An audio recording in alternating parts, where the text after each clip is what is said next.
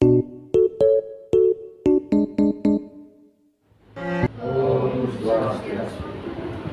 dari kelompok 1 akan mempresentasikan bagian-bagian dari sel hewan beserta fungsinya. Sebelum itu, izinkan kami perkenalkan diri terlebih dahulu. Nama saya Dina Amelianti, absen 3. Saya Diputan Indah Rahai Putri, absen 33. Saya Igede Panjadi Karana Ditama, nomor absen 7. Saya Putu Rizka Besmani Putra, absen 35. Saya Gede Andika Pratama, absen 4. Saya Kadadi Yoga, nomor absen 12. Jadi yang pertama itu ada nukleus. Nukleus yaitu berbentuk bulat dan terdapat pada bagian tengah sel hewan yang berfungsi sebagai pusat informasi sel dan membawa sebagian besar sel DNA yang bertanggung jawab untuk membawa pusat informasi genetik. Di dalam nukleus terdapat cairan padat yang bernama neoplasma yang berfungsi sebagai tempat pembentukan kromosom dan juga gen.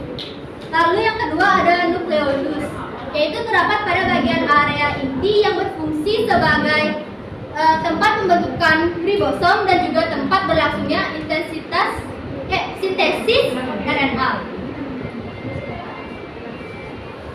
Yang kedua ada retikulum endoplasma. Retikulum endoplasma dibagi menjadi dua, yaitu ada retikulum endoplasma halus dan retikulum endoplasma kasar.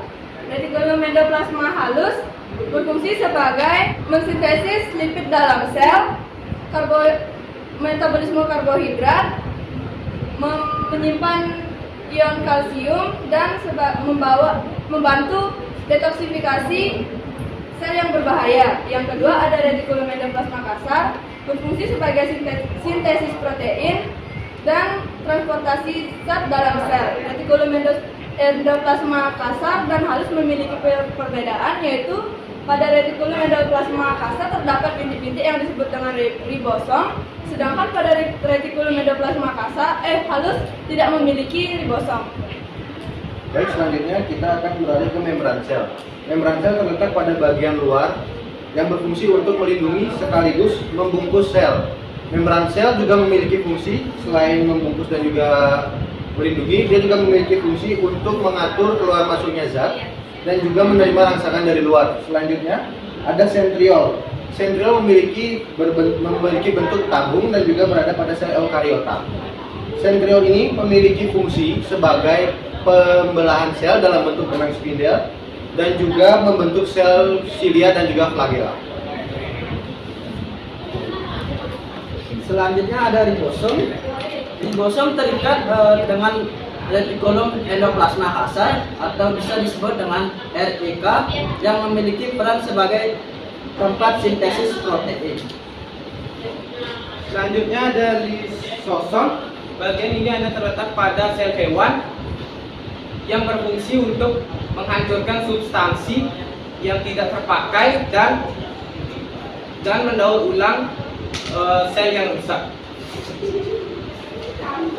Baik, yang selanjutnya yaitu ada mitokondria. Pada mitokondria terdiri ada glukosa dan juga oksigen, di mana glukosa dan juga oksigen pada mitokondria ini berguna untuk membentuk energi, respirasi sel, dan akhirnya nanti akan menghasilkan zat ATP atau bisa disebut adenosine trifosfat. Yang terakhir yaitu ada badan Golgi atau bisa disebut aparatus Golgi yang memiliki fungsi seperti sel ekskresi layaknya ginjal, di mana badan Golgi berfungsi untuk mensintesis polisakarida, memodifikasi protein, dan melakukan penyortiran terhadap produk yang dihasilkan yang nantinya akan dikeluarkan dalam bentuk vesikel. Sekian presentasi dari kelompok kami. Mohon maaf bila ada kesalahan kata. Kami ucapkan terima kasih.